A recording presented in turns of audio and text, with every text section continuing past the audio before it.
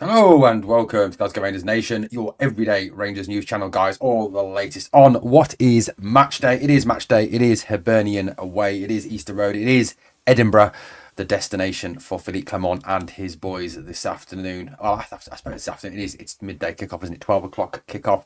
So obviously when this video releases at 6 a.m. on a Sunday morning, yes, the ungodly hour of 6 a.m. It'll be 6 hours to go to kick off. 6 hours, guys, to come in as many views as possible and to get that final 50 subs to get us to the 7K mark. Guys, your uptake and your support has been unbelievable to this point. Thank you so much for that. We're 50 subs away.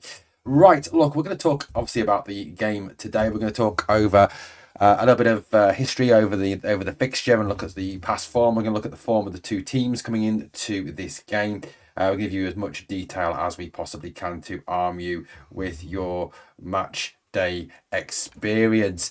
So look, Rangers come off the back of a impressive 3-0 victory over our old firm rivals. Hibernian come into this fixture in form. You know, they've got a pretty decent run of form, you know, since they've seen him and he turned their season around. I mean, you look back at one point, and David Gray, I think, who was their manager, was at risk of getting the bullet, wasn't he? He was at risk of being sacked.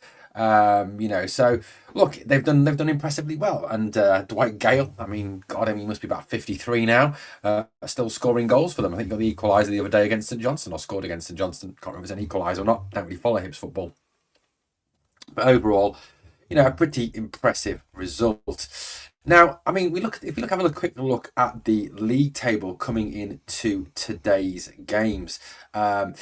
Rangers sit second, obviously 11 points behind our Glasgow rivals. They've got a nice big red X on the end of their form after we beat them. We sit second, obviously, on 39. Dundee United on 34. Aberdeen, who've literally collapsed, on 34 as well. St Mirren, who've lost 10 games this season. That's pretty mad, isn't it? On 27. Motherwell sixth on 27, and Hibernian, the newly resurgent Hibernian, the new power in Edinburgh after they beat Hearts in that Edinburgh derby. Hibs sits seventh on 25 points, and if you look at their last 5-game form, 4 wins and a draw. I mean, that's pretty impressive how they've turned their season around. Look, breaking it down, looking at it in terms of their home form as compared to their away form. It's obviously this interesting, for the whole situation that we play them at Easter Road, and I'm sure we'll have a lot of empty green seats. And look, this is what they're on. Their home form, they've played 10 at home, they've won 3, drawn 4, lost 3. Goals for 15, goals against 14. They've got a +1 goal difference. They've got a 1.3 points per game at home. Their form in their last 5 at home: drawn, lost, drawn, win-win. I think St Mirren at home was their last defeat, which was quite a while ago. Their away form, not nowhere near as good. Really, 1.09 points per game. Overall, they're averaging 1.19 points per game. So their home form is better, and I think it has, steadily improved over recent times. If you contrast that with our away form, I mean, our away form is pretty pathetic. It really genuinely is. And I think I remember looking at that league table where we were 6th on away form, but top on home form. So our home form is brilliant. I mean, Rangers' home form, we're averaging nearly 3 points per game, we're averaging 2.8 points per game, and our home form: win, draw, win.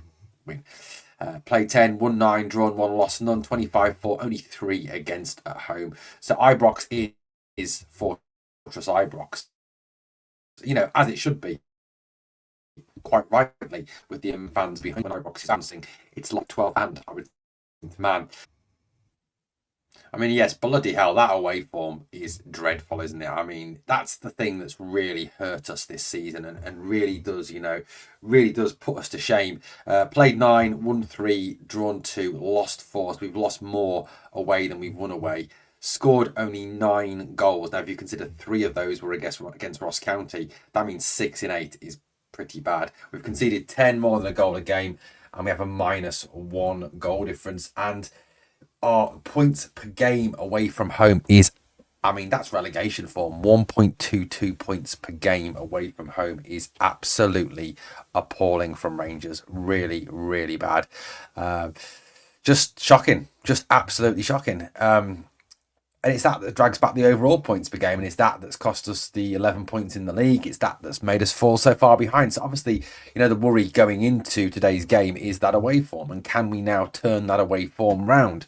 Now, obviously, Dujon Sterling spoke in his interview with Rangers TV about consistency, about the fact, as I mentioned in the video that I released yesterday evening, it's pretty much win or bust, isn't it? That win on Thursday will be all for nothing if we don't win today.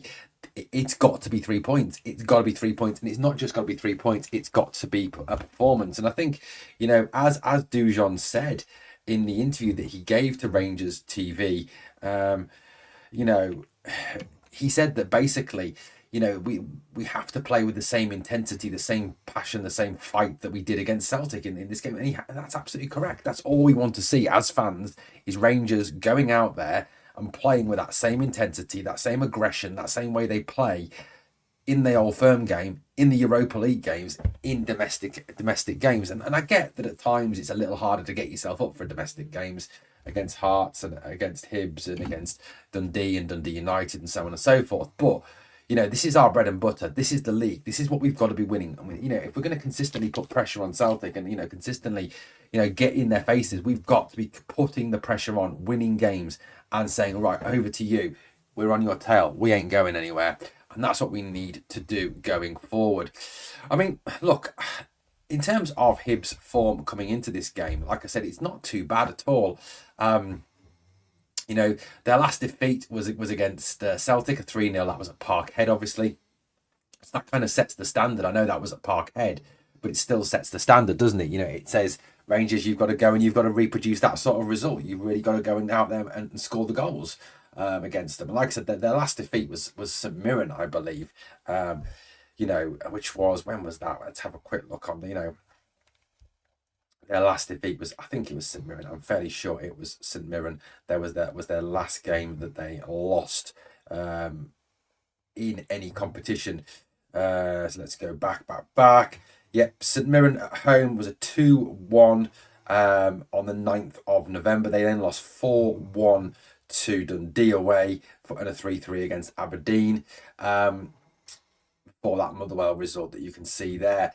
So, I think that Motherwell result, that Aberdeen draw was kind of the turning point in their season. And like I said, David Gray, who was their manager, was under a hell of a lot of pressure, wasn't he? He really was, in terms of, he was actually, I think, on the verge of being sacked.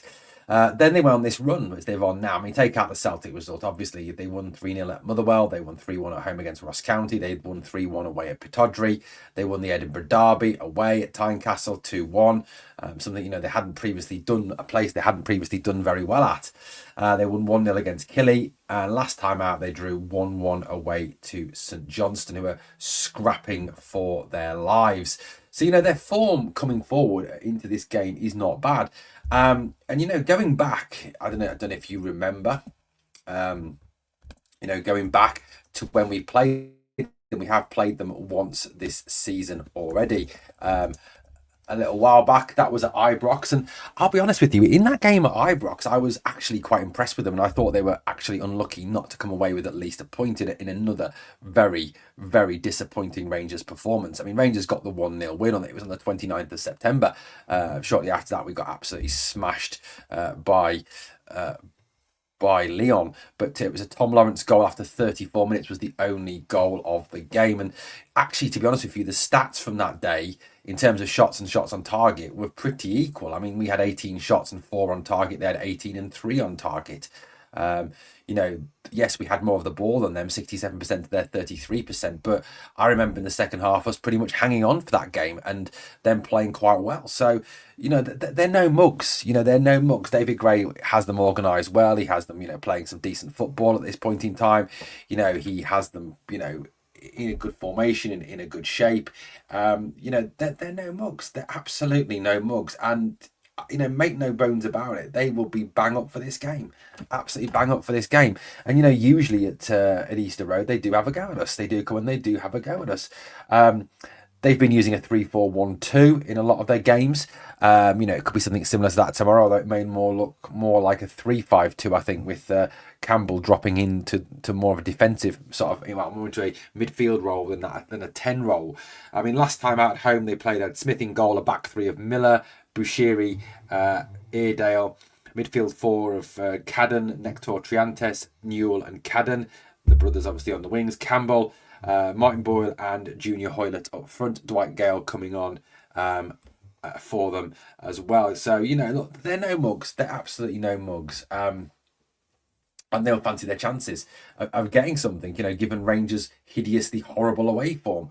But, Rangers do need to go and do need to show, like I said, the same passion, the same intensity, the same, fight and vigour that we showed against Celtic. If we go out there and we play as we did against Celtic, which again is a big ask because we don't tend to do it when we're not playing Celtic or in Europe, then I think this is a game that is there for the taking.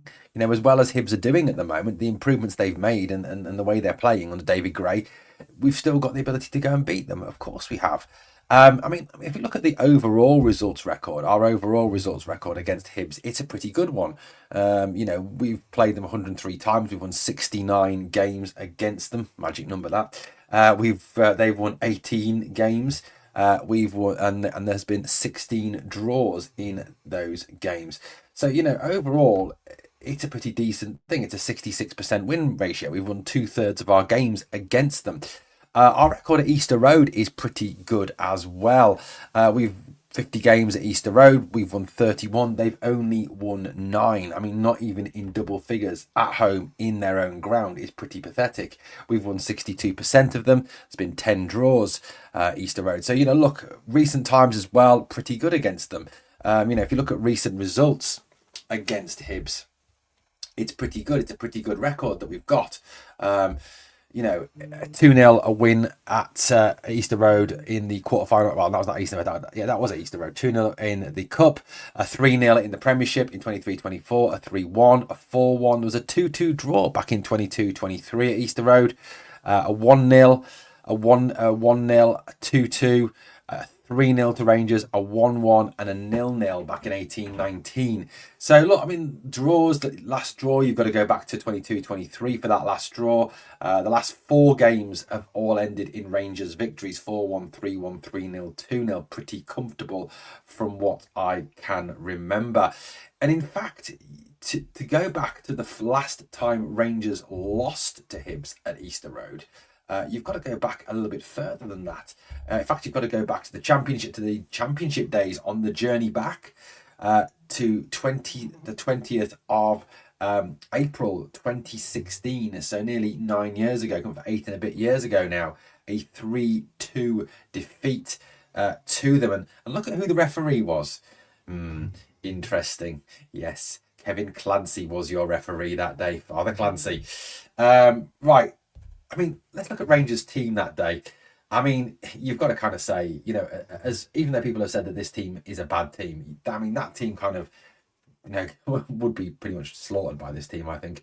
And your manager that day, who was your manager that day? Well, the manager was Mr. Mark Warburton was the manager. He's got a magic hat. The team that Rangers put out in that game as well. There's some names from the past, some to give you fond memories, some to give you nightmares. Wes Fotheringham in goal. James Tavernier, who is still at the club, was playing back then. Kiernan, Wilson and Wallace were the back 4. Lee Wallace, obviously, the captain. Fond memories of Lee Wallace, obviously. Midfield 3 were Ball and Halliday and Holt. Some old names from the past there. And the front 3 were O'Halloran, Mackay and Miller. And the substitutes that day, Robbie McCrory was on the bench. My God, he's been around a long time.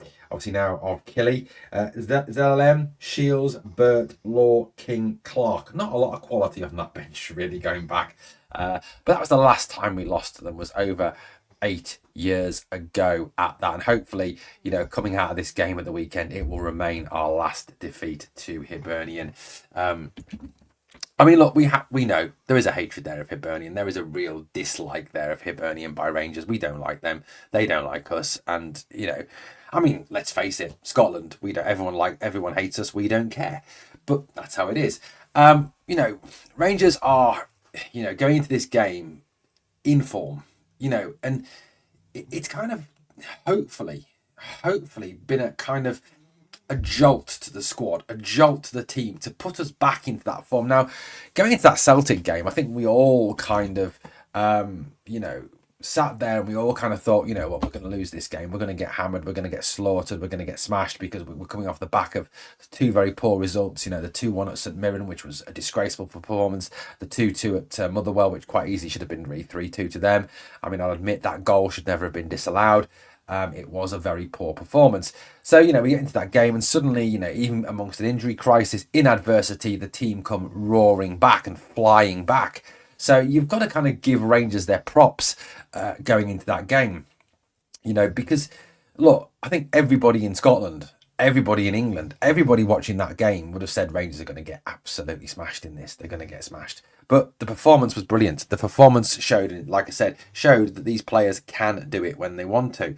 Now, my concern is, can they do it this Sunday? Can they actually do it today? Can they turn up and put on a performance? That is the big concern. That is the big worry. Look, in terms of team selection, you know, I think a lot of people have said, you know, let's stick with the same starting 11. Let's go with that. You know, I don't think there'll be a great deal of changes. You know, obviously the only possible change you may see would be Leon Balogun if he's fit, coming back into the squad and maybe back into the team if he wants to move Sterling to right back. But personally, I actually think that would be a mistake. I'm not saying this is a long-term plan or something we should stick with long-term, but I really liked Ridvan at right back. Now, Clement said post-game that was a place he'd never played before. I'm sure he had at some point in his career. But, you know, what really was interesting was Ridvan's ability to, you know, get forward, get back, and also his ability to, you know, cut in on his left foot and hit it and create chances and dink little balls in. Now, the only concern, as I said on the video last night, is that if you've got Cheney drifting in and Ridvan drifting in, you've got no one going outside. So you've got not a natural width to the right-hand side, which is a slight concern. So possibly that's the only change you may want to make. Look, I don't know what he'll make. I hope to God he doesn't put Dowell and Dessers in again. Hopefully he's learnt from that. Obviously, when he dragged them off at half-time in that Motherwell game and just said, basically, you're shit. Like I said, you know, they are poor footballers. And if he puts them in this, if Dessers starts tomorrow, I mean, it just shows that the guy is an absolute tube. He really is an absolute tube.